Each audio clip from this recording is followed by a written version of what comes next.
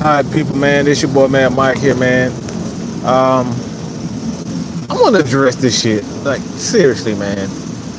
At a point, at some point, Atlanta Falcons fans really have to get over that shit. Like, seriously. We want to have it both ways, man. We want to keep guys, the best guys, in the fucking league. We want to go to the Super Bowl, yet we don't want to pay our top fucking players. This is Julio fucking Jones, okay, people? And we're complaining about him wanting more money. He's the best fucking receiver in the game. We sit up here complaining and talking about, really? We're really talking about trading? This is some of the dumbest shit that we put up with Falcons fans. That's something I've ever heard in my life. Who fucking cares? Is Michael Jordan sitting up here worried about, Michael Jordan? You think he's not gonna want his money? You goddamn right. Michael Jordan, in his prime, one of his last years, his last days in Chicago, Michael Jordan said, you know what? Either y'all gonna pay me my $30 million a year, or I'm going to take my ass to New York. This is what Michael Jordan did. Now, all of a sudden, Julio Jones, he's the best fucking receiver in the game. We got all the dumbass fans sitting up here complaining about him wanting more money. We don't even know if the shit is true, for one. We don't have no fucking clue if the shit is even true. You know how these fake-ass news stories come out? Who the hell is Ian Rappaport? Okay? Not one Falcons reporter has even said McClure. We haven't heard Vaughn McClure say any damn thing about Julio wanting a new contract. We haven't heard AJC, D. Orlando Ledbetter. We haven't had anything from Fox. We haven't heard anything from Channel 2, WSB. We haven't heard any fucking thing about this. Now, all of a sudden, we believe the shit that, Ian Rappaport, he's in a whole new fucking state, okay? And we're complaining about Julio Jones wanting more money. You goddamn right he deserves it. Same people. These are the same people. All right, King, I see you, man. That's some crazy shit, man. All right, that's some crazy shit. That's some crazy, crazy shit. Come on, why is this not the right time? Tell me why is this not the right time? Pay Julio, but this is not the right time? When the fucking right time? The season? The middle of the season when he can keep complaining? If it's true, we don't even know the shit is true. You see? This is the type of shit I'm talking about. Like some hearsay. All this, all this shit that we believe in, and this guy not even, saying, this guy don't even work for the Atlanta Falcons. He's not even here with the Atlanta Falcons. Like I said, D. Orlando Ledbetter, the Falcoholic, no one who is around these guys have said anything about Julio wanting a new contract. But we're supposed to believe some fucking Ian Rappaport? Not Adam Schefter. Now, I'll believe him shit if Adam Schefter would say it. But Ian Rappaport, who the fuck is he? Okay? Where is he from? Because he's hanging out with the Migos? Why? Because he's, got off the field things going on by himself? We have no idea if this guy invested into a business and he really trying to get his business off the ground, and the team is working with him to get more money.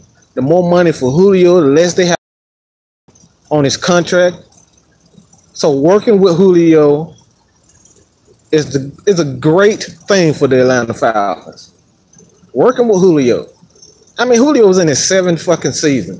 What the hell does he need to go? What do he need voluntary OTAs for? This is Julio Jones, the best receiver in the game. We're complaining about him not showing up to OTAs. Seriously, people. And Lil G, man, I hear you, man. I see you, man. The Falcons, Julio's not going anywhere. He's not going anywhere, man. He's not going anywhere at all. Look at the Pats.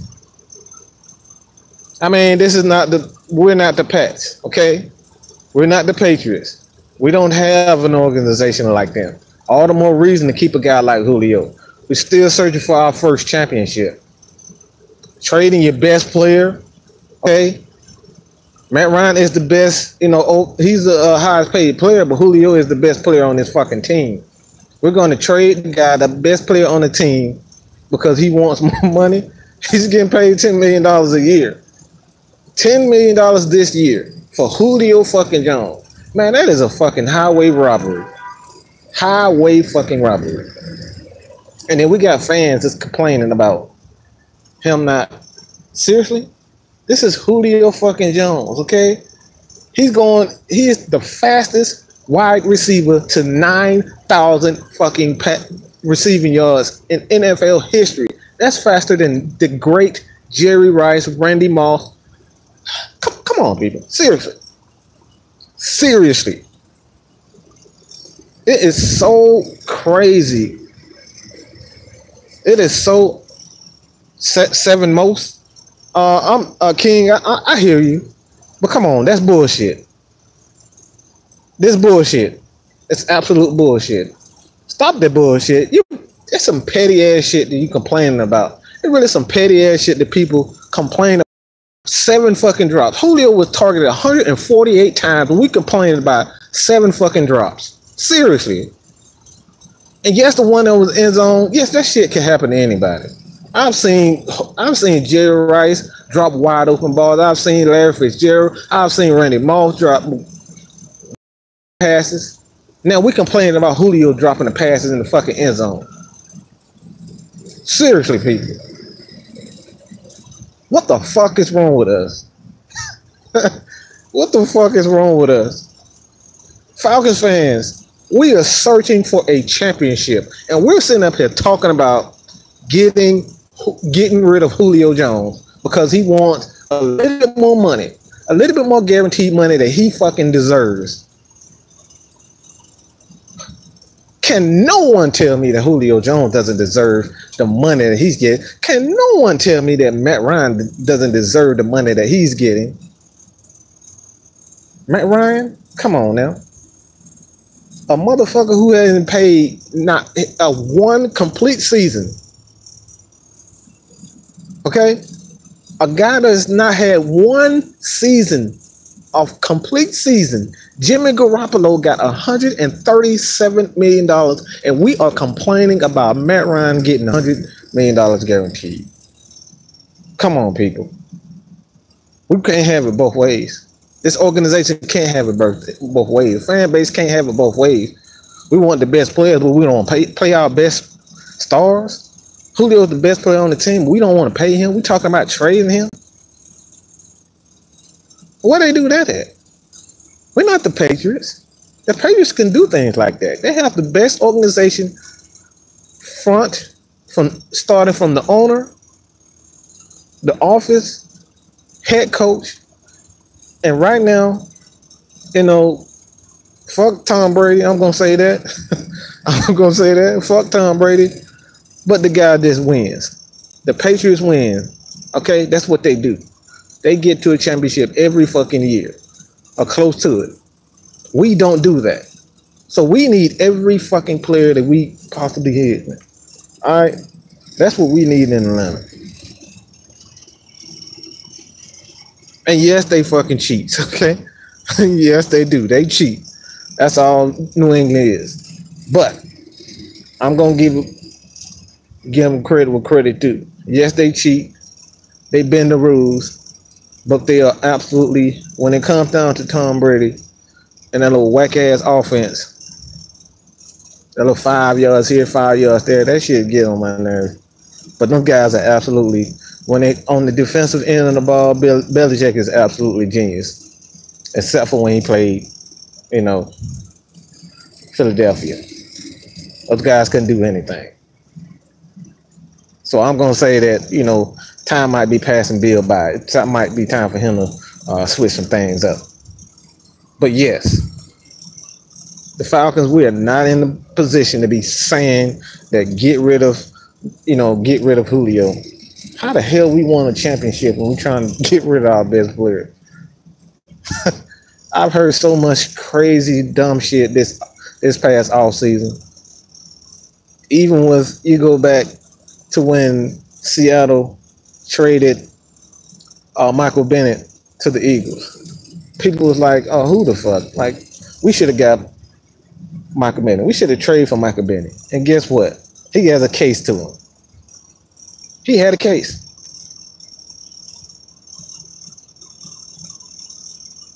Abena,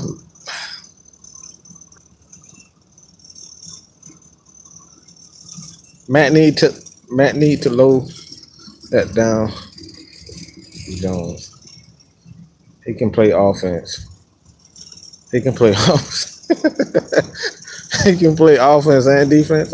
Okay. No, you can't pay. No, see, that's King. I understand what you're saying, but that's not how everything goes. Everything is all about paying the quarterback first. The system is designed for everyone, every team to pay the quarterback first. So if you don't pay the quarterback, you're definitely looking at a team that, for one, it's going to be hard to market your team without a quarterback.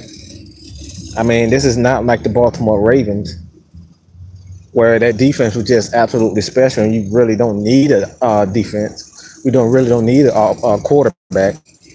That type of defense. Granted that I think we are on the come up, but the Falcons don't have that type of defense where we, say, we don't need Matt Ryan. We don't need Julio Jones. We don't have it like that.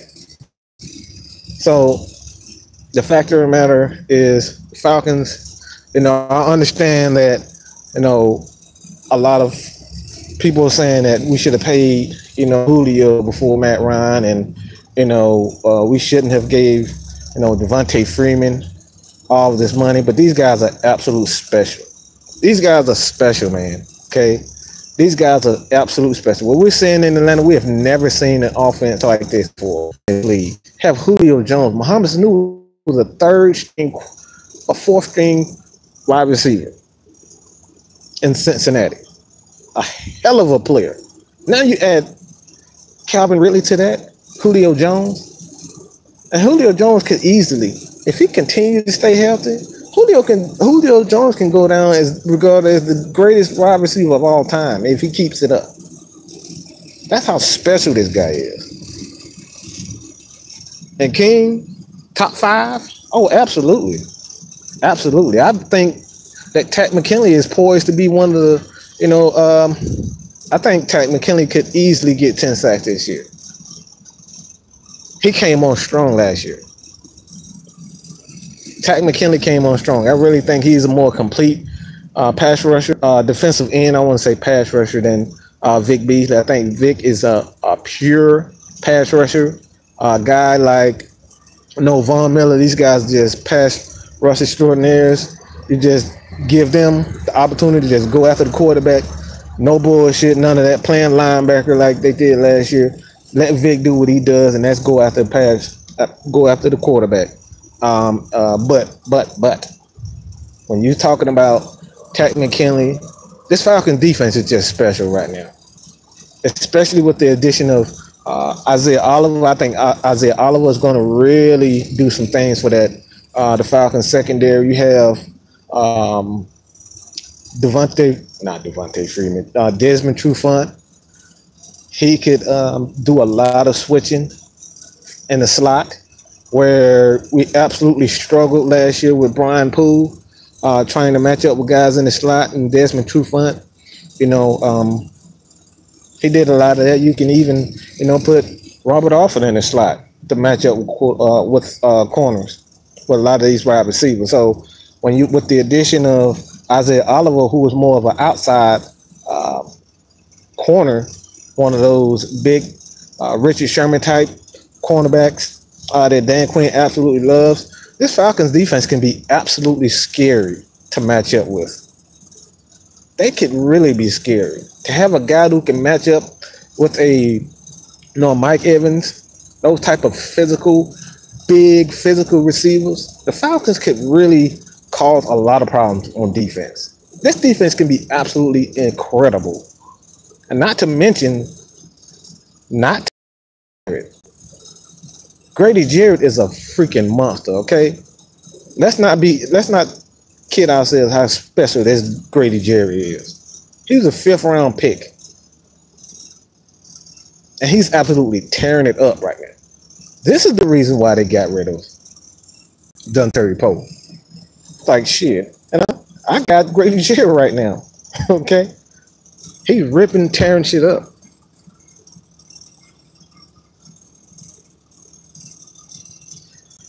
How much should we pay for how much should we pay for Julio? At this point, I think you have to go look at Sammy Watkins. I think Julio, it's not so much how much you pay him. It's just you give him guaranteed money. All right, Julio has earned the right to get guaranteed money, and I have absolutely no problem with that. Julio is one hell of a player, and you cannot from the organization point of view, you cannot send a message to your players. Anyone that comes in performs at top notch. You know, Julio is always 1, 2, or 3 when it comes down to receiving. He's always up there. So we're going to tell guys, our players, you play your ass off. You're in the top in every category in the league, and we're not going to pay you market value. You're not going to get many players to come here to sign here. Falcons had to give Alex Mack $50 million because that's what market value says. It was worth every fucking penny. Paying Julio Jones is worth every fucking penny. Had Julio Jones, in the Super Bowl, this guy was absolutely special. He was absolutely special in the Super Bowl. But, Dan Quinn and Kyle Shanahan got stupid, and they just got plain out coached by Bill Belichick. Just plain and simple. But I don't know exactly how much you would pay Julio Jones, but I say he deserves more than deserves market value.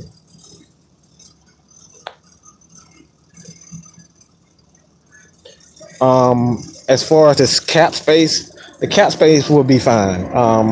That was the reason why the Falcons they were so in a hurry to get the deal done with Matt Ryan, because it free up a lot of cap space, because they have to sign.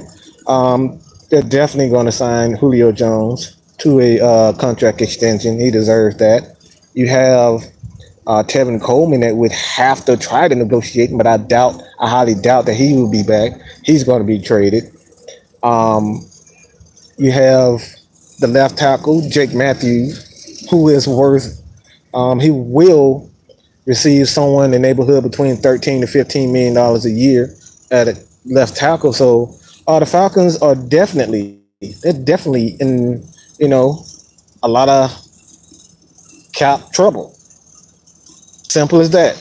You can't keep everybody. That's the rule. This is the reason why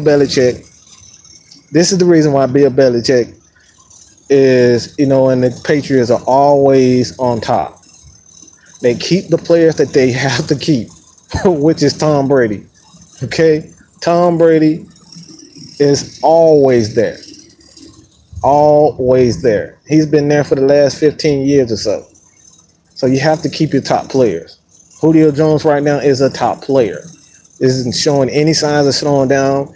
If Julio was showing signs of slowing down and he can't continue to play, I say, the hell with Julio.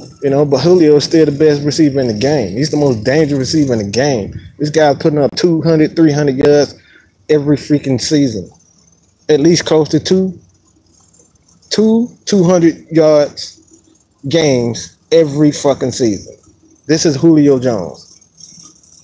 So yeah, Sabrina, Julio is our top player. He is the playmaker. He opens everything. The running game. When Julio's on the field, you have to put 2 players. You have to have 3 players around him at all times. You have to have a linebacker that's going to take away the middle. You have to have a safety that's going to take away the top. And you have to have a corner that's going to have to, take away the outside. Anything short into the outside. So you have to have three players shadowing Julio everywhere he goes. So without Julio Jones, this offense is not as great as we think it is. Yes, we have a good quarterback, but again, when it was just Matt Ryan and Roddy White, this offense wasn't as good. When we got Tony Gonzalez, he brought Tony Gonzalez, and drafted Julio Jones. This team turned into an absolute beast. So the fact of the matter is, a lot of fans, when it comes down, we get so emotional. The guys are holding out, and they're doing what's best for them. This still is a business, okay? If Julio didn't open his mouth about, or he didn't do certain things to get paid, you think the Falcons gonna be like, we're gonna give Julio some free money? Hell no. Who the fuck gonna do that? Hell no. They will not give Julio he's not gonna give Julio free money if he doesn't open his mouth, if he doesn't ask for it. So you're damn skippy, Julio Jones. Absolutely. He's doing exactly what he's supposed to do. This is a business first. This is a business. And as far as the linebackers are concerned, Deion Jones will have to be paid. He's without a doubt. I think he's second behind Luke Kuechly for the simple fact that I think he needs to improve with his run defense and tackling. He did a tremendous job last year. I think he was one of the top. He deserved his Pro Bowl selection last year. Deion Jones is an absolute baller, okay? We got him in the second round, okay? Just think about that. Deion Jones in the second round. He's a Pro Bowl linebacker right now. So Dan Quinn knows what he's doing. So this defense, the Falcons defense, oh my goodness. Oh my God, easily. This team could be top 5, and Deion Jones is definitely top 3 linebackers in my opinion. I think it's Luke Kuechly's first. It's not many that I can say that's better than Deion Jones. Deion Jones can do it all. I mean, we saw it. I mean, he's the worst fucking nightmare for Drew Brees. Drew Brees don't want shit.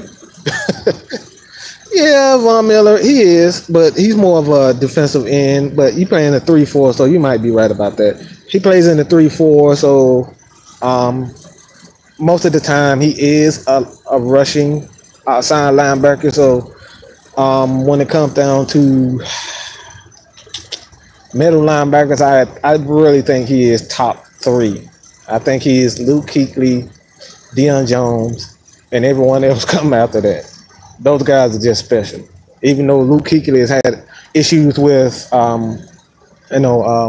concussions lately, I really think he's on the way down. But he still is that guy. He still is the guy that you want in the middle of the defense. But yes, Deion Jones, absolutely. There's no better cover linebacker in this league than Deion Jones. He is that damn good. He is amazing. And the fact that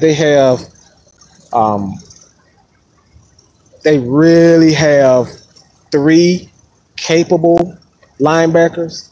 And when I say 3 capable, I really think Duke Riley can be a pretty good linebacker if he just learns how to tackle. He is always in the right spot. He is always he reads well. I love his reading reaction. I love his instincts, but the guy just can't damn tackle. That's his biggest problem. So you have Devondre Campbell, who is an absolute stud, and he's going to have to be paid. The Falcons have a lot of issues. They really have a lot of issues when it comes down to paying someone. One of these guys are not going to stay. One of those linebackers won't be there. And I hate to say it, but maybe Devondre Campbell might not be there. I hope they can find a way to sign him. But the way it's looking, you have to pay Deion Jones. And right now, Duke Riley, they're really looking for Duke Riley to, to really take control of that weak side linebacker position. I think, like I said, I really think Duke Riley is absolutely special. His athleticism, his instinct, but the guy just can't freaking tackle. He may be better suited for special teams, an area that the Falcons absolutely struggled last year with. I mean, it was 32nd, and they really didn't play, bad defense. They really didn't play that bad defense. A lot of the, in the late in the game, if you go back to the Philadelphia game, where special teams was huge. They gave up a couple of big runs on special teams, but gave Philadelphia excellent field position. You take away that field position, you have a better special teams unit. The Falcons easily win that game. And, in my opinion, they go to the Super Bowl because they were gonna blow out Minnesota. You playing the Falcons in the dome? I don't give a damn what dome you is. You gonna get your ass ran through. Tevin Coleman, Devontae Freeman, even though he, was struggling with a knee injury, the Falcons were absolutely poised. In my opinion, there was a much better defense this year. So when it comes down to it, I really think the Falcons have a lot of things to iron out. I think it's already everything is already mapped out. They have an idea who they will sign and will not sign. And Abina, I really think, I know a lot of people don't like it, me included, but the fact of the matter is they drafted Ito Smith to be Tevin Coleman's replacement. It's just simple as that. It really is that. Russell Gage, I think he will be more of a. This is a big year for Justin Hardy. It's now or never for him.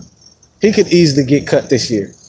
The Falcons' receiving core is really that special. It really is that talented. Have Russell Gage, who may be key at special teams, and he was awesome at LSU in special teams, both returning. He was a great special teams tackler. So this is an area that the Falcons, this is the reason why they drafted him, a guy that can do anything and everything with special teams, just the small things, the little things of football that you really don't pay attention to until like the playoff.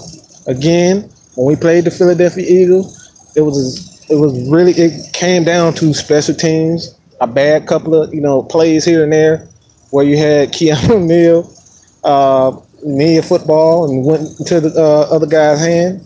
Lucky play, but these are the type of things that go unnoticed, when it comes down to football.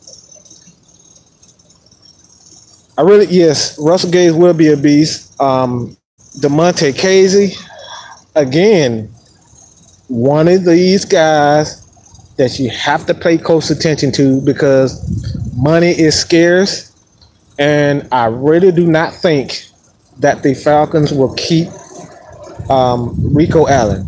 It comes down to money. You can't keep everyone. This is a team that is absolutely talented. Everyone in the league are looking at players on the Atlanta Falcons team, see who they will let go, see who they can get for a couple of picks here and there. And I think, ultimately, KZ, I love his ball hawk skills. The guy, every single time last year, it was a turnover, whether it was on special teams, whether on defense. This guy was either causing fumbles, picking up fumbles, making a hard tackle. KZ is just one of those ball hawks. Those guys that's, like Seattle with the Earl Thomas, those guys who just, they just find the ball. This is what I think KZ is. And if Rico Allen really don't watch himself and watch out and play well this year, he can easily be gone. Easily be gone. I really like DeMonte Casey. I just love his way he just always around the ball and things just seem to happen with him. Those type of players you just have to keep on your team. And, with Devontae Casey, it really comes down to how well can he pick up the defense and how can he read offense, read coverages and whatnot. That's the only thing that Rico Allen got on him. Casey is a much better tackler in my opinion. I think he's a. Let me rephrase that. I think Rico is a much better fundamental tackler, but when it comes down to Casey, Casey is a harder hitter, and he's just a younger player right now. And that's the only thing that is really keeping Rico Allen as the free safety of the Atlanta Falcons. But yes, I definitely agree. Casey is a guy that I'm really hoping that he plays his ass off this year because I love to see that combination with he and Keanu Neal. Both of those guys can hit. Keanu Neal, he's gotten so much better in coverage.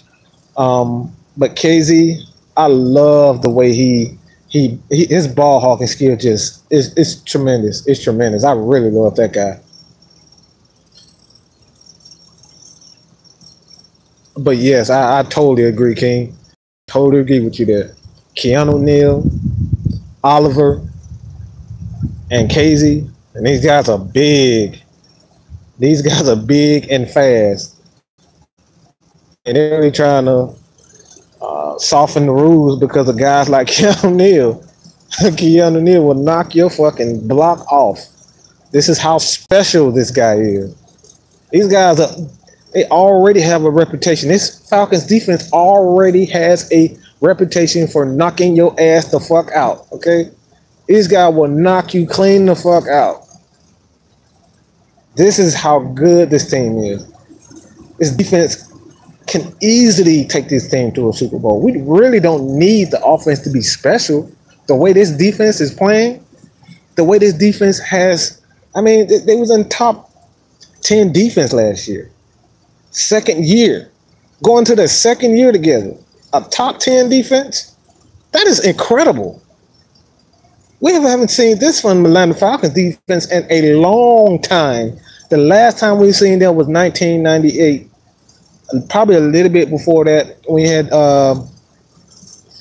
John Abraham, D'Angelo Hall, and those guys. That was probably the last time you had a top 5 defense. But the last time you really have a legit Falcons defense was 1998 when we went to the Super Bowl. Well, this defense was just absolutely special. So when it all comes down to it, man, the Falcons, I really think they are close.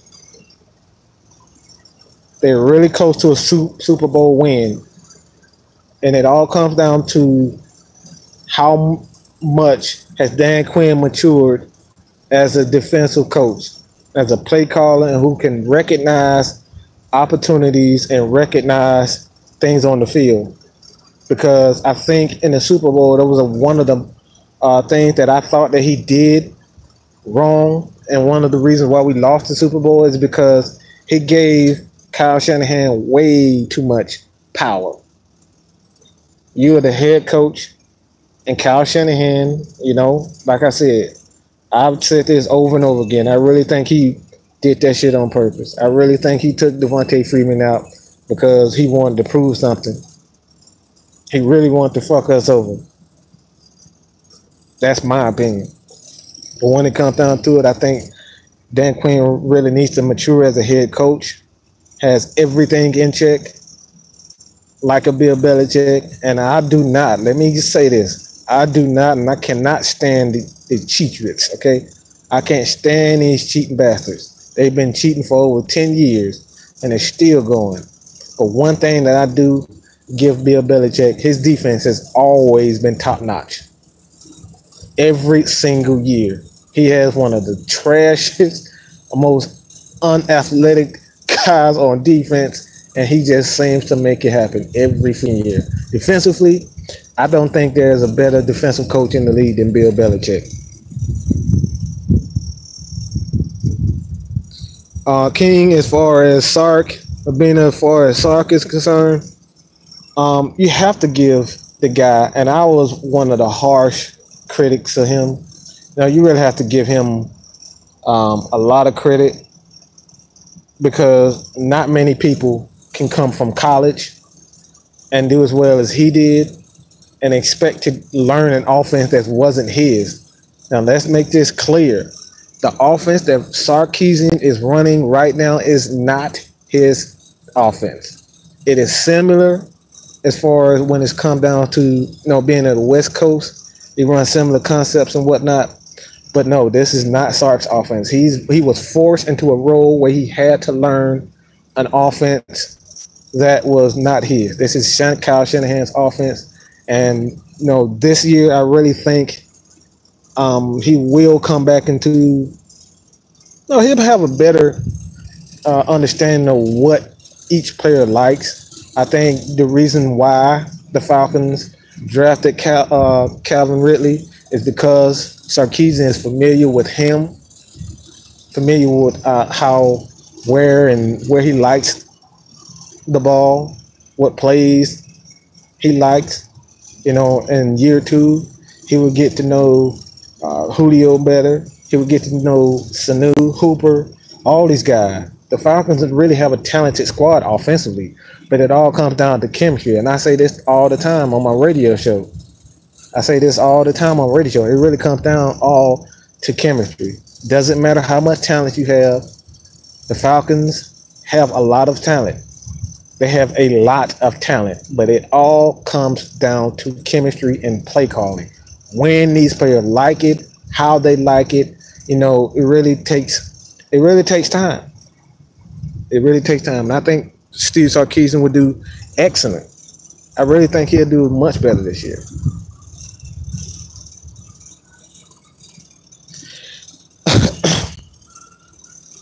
But yes, man.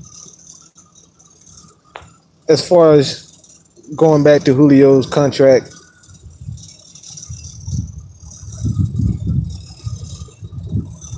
I really don't think it'll be a problem. I really don't think it'll be a problem with Julio's contract. And, the Falcons aren't worried about that. They're going to take care of him. I mean, look at this. This is the same owner that, brought back Michael Vick when Michael Vick absolutely lied to him.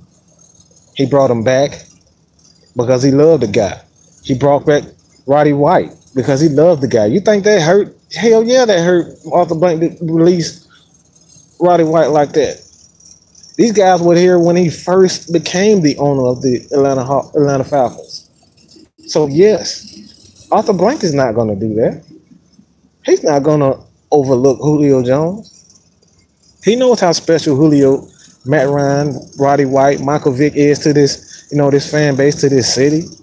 So we don't have to worry about that. Really don't have to worry about that. And Greg Knapp,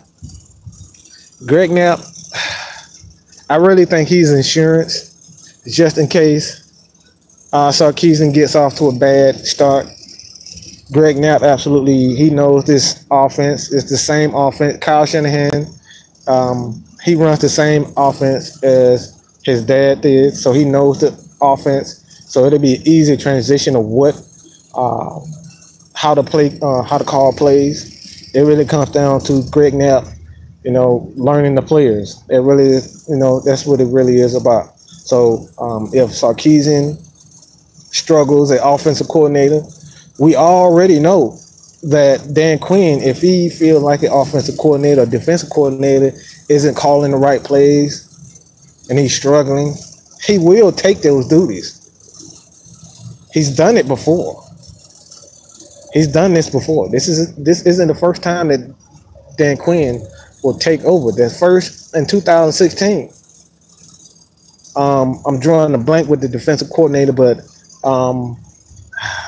I just had it just a few seconds ago. But defensive coordinator, he struggled with play calling, and in 2016, after week 8, Dan Quinn completely took over play calling, and that's how the Falcons made that run to the Super Bowl.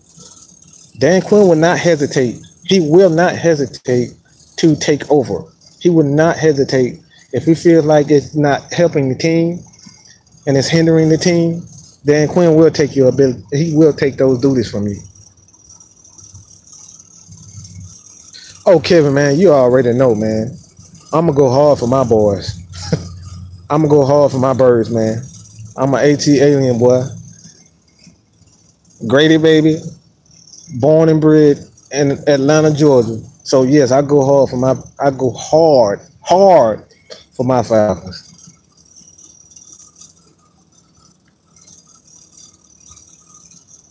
But yes, King, I agree, man. It's all about experience, and the more experience that Dan Quinn, this is his third year, fourth year, third year as a yes, it's his third year as head coach. So he's still fairly young. He's still fairly young. He's experienced, but again, when it comes down to key situations and learning, these head coaches still learning. Dan Quinn is still young. He still has a lot of years ahead of him. So he's definitely up and coming.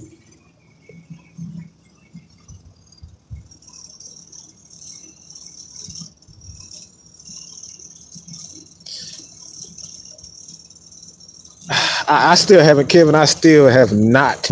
I've yet to watch the Super Bowl replay. I just can't do it. I cannot do it, man. I try and I try and I try. I cannot do it.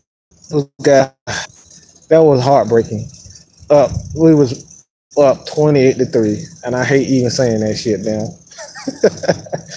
I hate even saying that shit. I hate hearing and seeing 28-3. So it really that hurt my heart, hurt my soul. It tore me apart because we were so freaking close.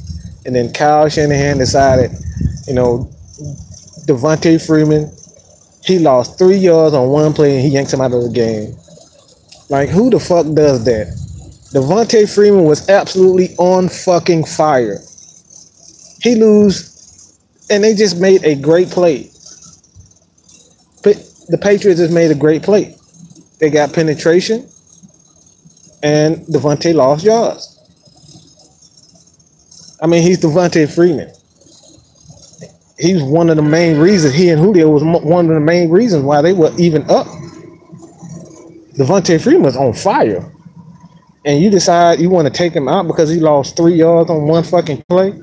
You can't tell me Shanahan didn't do that shit on purpose. No fucking way. And to add that, and add more to that, you turn around and trade for the guy. You lost the Super Bowl the very next year. You lost the Super Bowl, and then the very next year, you make a trade to get a guy, Jimmy Garoppolo, from Bill Belichick. Come on, man.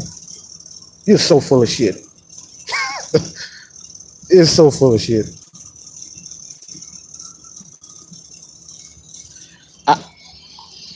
I don't like choke. I don't like using the word choke. It's because it just seems like we just have bad luck.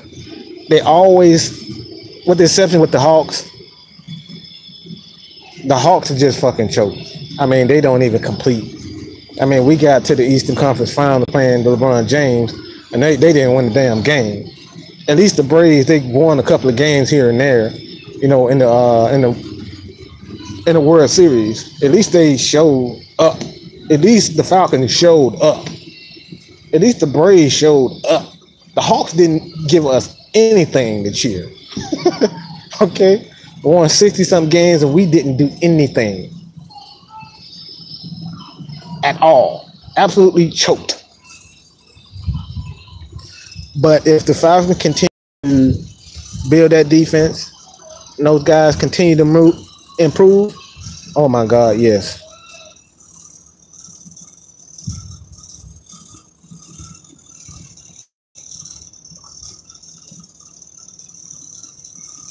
But yes, man, it was one of those games, just one of those games where, you know, we was up, everything going great. And then Shanahan just got super stupid. And if I would ever see him, I cannot promise that I wouldn't kick his ass. I was about to say something else. I don't want to get in trouble. I don't want to get in trouble, so I was about to say something else. But yeah, I can't promise that I won't hurt him if I ever see Kyle Shanahan. I'm convinced that he did that shit on purpose. Just too many things that's just coincidence for me to believe. Like, who the hell loses a playbook at a play conference? Like, what the hell are you even doing at a conference with a damn with your playbook in the first place? Come on, just too many things. I might sound sour as hell, but who the fuck cares?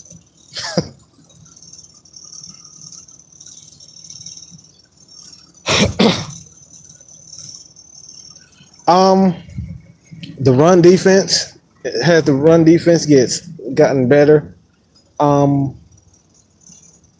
The Falcon with Dan Quinn, his defense, he has a different style. It's not the traditional run defender that we all know. You have those big, fat, 340 pounds like Dontari Poe.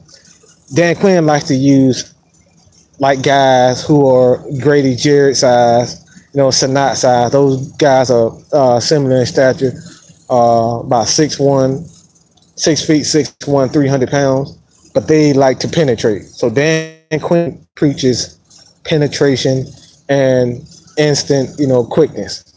So he doesn't ask his defensive tackle to sit there and be fat and take up space. He wants those guys to attack, get to the quarterback, and then, because one thing that a lot of people don't know, and a lot of Falcons fans will probably know this if you've seen PFF and a lot of stats out here. Grady Jarrett was one of the number one defense. He was the number one run stuffer and tackle for losses in the entire league. So this defense is not so much a, like I said, it's not a, you don't have a big fat slob basically like a Dontari Poe who's like 340 pounds, 350 pounds, just sitting there being fat, taking up space, eating up space. That's not how the Falcons defense is. They want to attack and get to the quarterback. So Sanat, he is definitely that guy. Grady Jarrett is really that guy.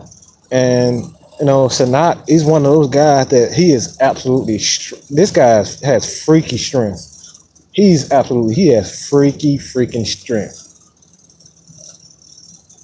I saw something that was saying that, the guy had, bench press, squat. He squatted like 670 fucking pounds. 670 pounds. This is what Sanat did. So the Falcons, they might not have the additional big six, a guy like a Aaron Donald who's like 6'4", 6'5", 320, 330 pounds. He's not like a Ndamukong Suh, 6'6", 340 pounds. No, he's not. He doesn't have a lot of those guys. He doesn't have a guy that's like, a Rashid Hageman, 6'6", 340, 50 pounds. He doesn't have guys like that. He wants speed, quickness, and get to the quarterback. And frustrates. Speed frustrates, okay? When I tell you, no one likes, especially playing quarterback, and this is something that I did, and I was more of a quarterback myself. You don't like a lot of fast guys around you, okay? You don't want to be hit, especially you got these big guys who's 300 pounds and they're just fast as hell and they're hitting you. You don't like that. You really don't like that. So a lot of speed is not, speed is where it's at. Speed and hitting. Speed and hit. That's what Dan Quinn loves. Fast and physical. Knock your ass clean the fuck out. That's what Dan Quinn wants. He wants you to get there fast, and when you get there, knock your ass out. That's what Dan Quinn preaches.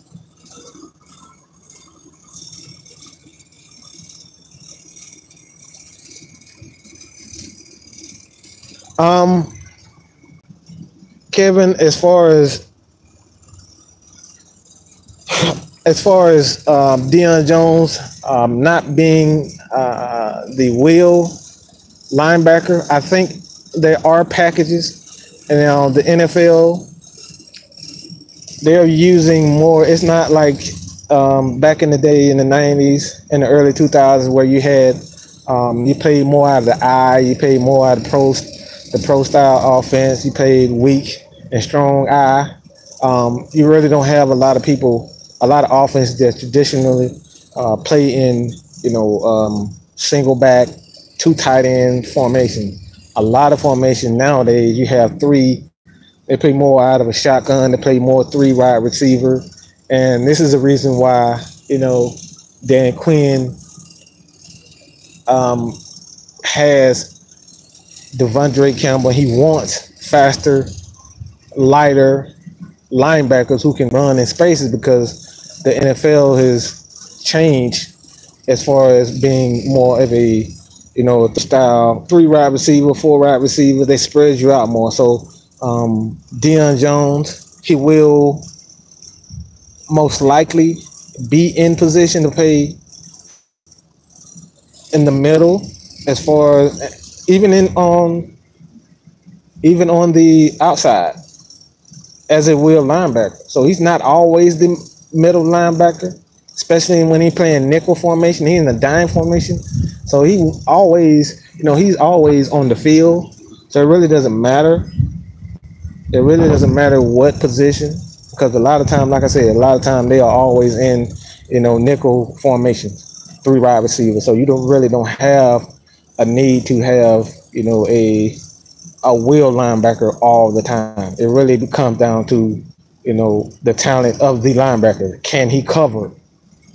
Can he cover the tight end? Can he cover receiver? Can he run to the quarterback? Can he blitz? Can he tackle? If he can do that, he's going to stay on the field 24/7. For most of the game. So this is the type of linebackers that Dan Quinn wants. He wants linebackers that can stay on the field all the time. Really doesn't matter which position. He will be on the field, and that's the same. The same goes for Devondre Campbell. He can stay on the field. He can pass rush. He can cover. He can do everything. This is the type of These are the type of linebackers that Dan Quinn wants.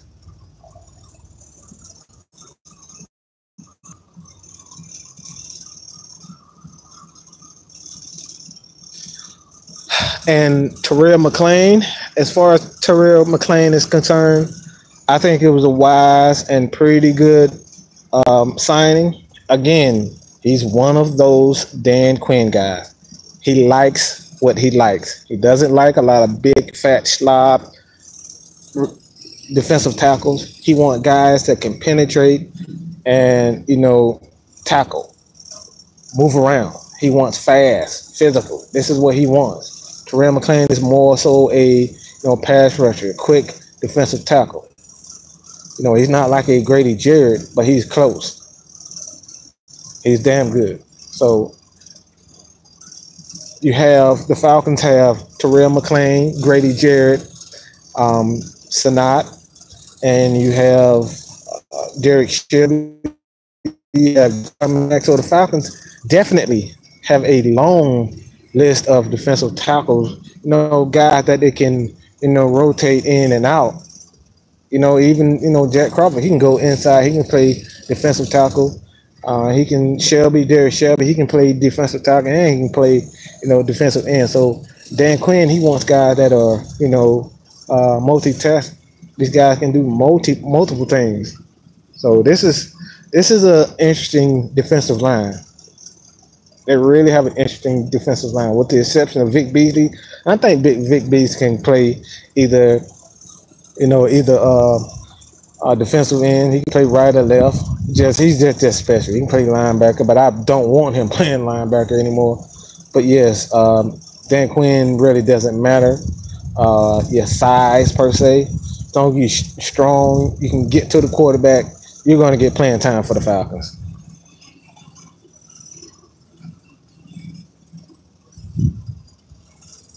Do we beat the Eagles? I don't think Carson Wentz will be back. I am not afraid of the Eagles. I think it was lucky last year. I mean, it really didn't come down to a team just being hot.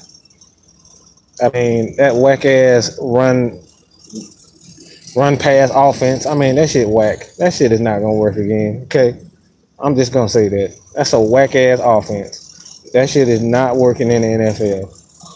Those guys just got hot at the right time, and they did their damn thing. Defensively, they can do some things with their defensive line. I don't like their secondary. I think their secondary is weak. Linebacking crew is it's okay, but the Falcons O line, if they continue to get better with Brandon Fusco, you're getting Andy Levitre back. Wes White, so we don't know. He's gonna have to play hard to get his position back. So if the Falcons offensive line can continue to improve, continue to get better, yes, I mean we got Calvin really Julio Jones, Matt Ryan, but Mohamed Sanu, they really have a lot of weapons offensively. And let's get this straight: Devontae when we played the Philadelphia Eagles, Devontae was not healthy. He was on the sideline with the sprained MCL. So they caught us at the right time. Like I said, the Philadelphia Eagles, they just caught us at the right time. Those guys were just hot, and they played sound. They played okay defense. They just played, like I said, they just played defense. I mean, they only scored 16 points, 15 points. So it's not like they destroyed us. We just didn't score, especially on that whack-ass play that Steve Sarkisian played. I don't know what the hell he was doing cutting off the entire field. That shit was whack. Shouldn't have done. But again, man, he was in his first year as an offensive coordinator. He doesn't know the talent. He doesn't know the NFL. He doesn't know each coordinator's. He really doesn't know the coordinator's habits. So that you have to take all of that into account. So it's not like Steve Sarkisian was just absolutely terrible. He was put in a position where he had to learn on the fly. It really isn't fair for us to think a guy in his first year is going to be, on a level of a play caller as a Kyle Shanahan. There's a Doug Peterson. These guys have been in the league for a long time. Steve Sarkisian this is his second year in the NFL. This is a whole new league. It's not like college. You know each college player, each college coach habits. He didn't know any of these guys. So he's learning on the fly. So I'm going to get Sarkisian, man. I really think he's going to step up this year in the Falcons. I'm not worried about Philadelphia. I'm sorry. They really just don't scare me. I think it's just a punk city with shitty-ass fans. They just got hot at the right time.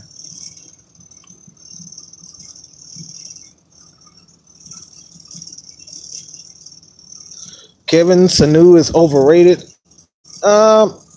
I wouldn't say overrated. I'd say he's overpaid. He's definitely overpaid. So everybody talking about Julio being traded. I think the odd man out is Mohamed Sanu. If he doesn't take a pay cut next year or this year, after this year, yeah, he's definitely gone. Falcons have to make a lot of tough decisions. I think Tevin Coleman, Mohamed Sanu, those two guys will most likely be gone. I think the Falcons will try to see what they can get for Rico Allen. I don't think he stays. I think they'll try to make a transition with DeMonte Casey. But when it comes down to it, man, the Falcons are definitely up and coming. They're definitely up and coming. That defense, I just love. As long as this defense continue to improve, and they stay healthy, this Falcons defense, the Falcons team will always be in the hunt to be a Super Bowl contender, especially when you have Matt Ryan and Julio Jones at the helm. Anything is possible. The Falcons don't have to worry. They don't have to put everything on Matt Ryan. They do not. All they need is the Falcons to average at the very least, 24 points a game. That's all they need. They don't have to be, they don't have to set NFL records. Just score enough. That's all. But yes, Calvin Ridley, that's pretty much he's pretty much the number two. He's the future number two. That was the whole reason why they drafted him. It's not to replace Julio Jones. It is to replace Mohamed Sanu. I think fans, their eyes, and they so concerned about what Julio is doing right now. That's not Julio. Calvin Ridley came in to replace Mohamed Sanu. Simple as that.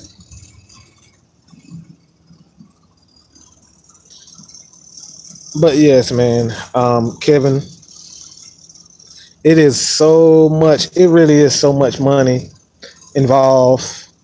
It really is a lot of money involved with the NFL owners. I was absolutely shocked.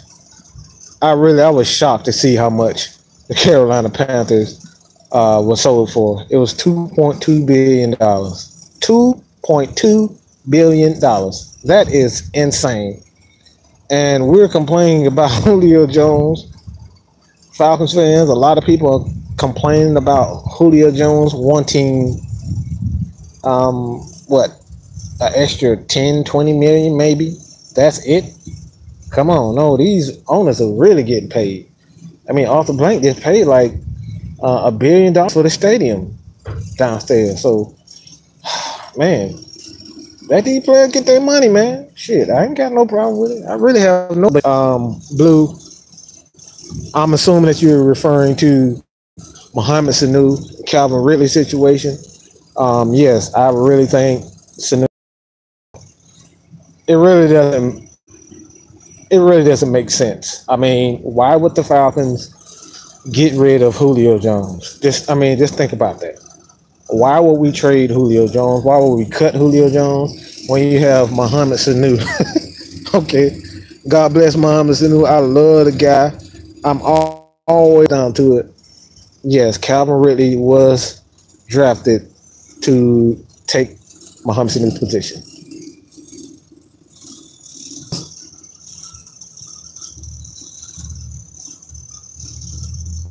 Kevin, as far as owners and NFL players, their money, as far as money is concerned, I don't think anyone is as greedy as those NBA owners. Man, you talk about money. Those guys have a hell of a lot of money. Okay. Just a couple of years ago, I believe it was last year, the Warriors had the owner. I mean, he made like 2.2. I think he made like 2.2 or 2.5 billion dollars just in the season alone, and just in that season alone. So I'm all for all these players getting 200 million, 300 million, or whatever they can get.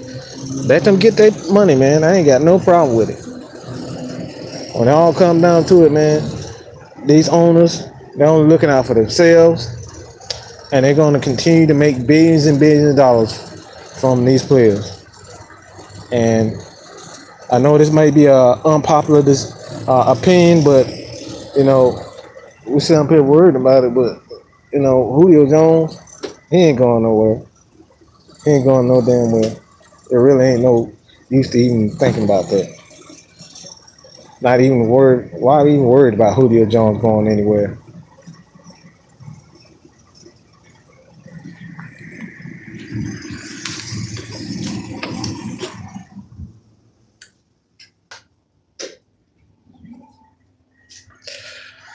But yes, it all comes down. Like I said, it all comes down to: do you think Julio Jones will be traded? Who will be on the way out? The fact of the matter is, Julio will stay. Um, Calvin Ridley will be gone. No, Calvin, excuse me. Julio Jones will stay. Calvin Ridley will be the future number two. And really, Mohamed Sanu is out. I don't think that the Falcons will even continue to even worry about this? Why continue to do this? We're worried about Julio Jones. Julio gonna get his money. Muhammad Sanu will be on his way out. But yes, man, I really appreciate all you guys staying up and chatting with me, man. Kevin, King, Blue, all you guys, I really appreciate it, man.